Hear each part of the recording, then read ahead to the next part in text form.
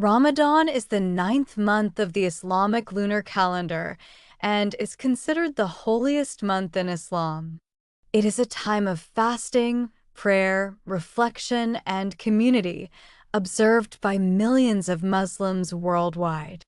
From dawn to sunset, Muslims abstain from food, drink, and other physical needs, using this time to strengthen their faith, practice self-discipline, and grow spiritually.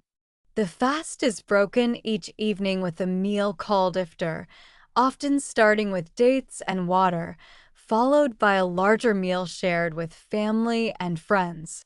Ramadan is also a month of charity and generosity, as giving to those in need is highly encouraged. The month ends with Eid al-Fitr, a joyous celebration marked by feasting, prayers, and gift-giving. Ramadan is not just about fasting, it is a time of renewal, gratitude, and spiritual growth.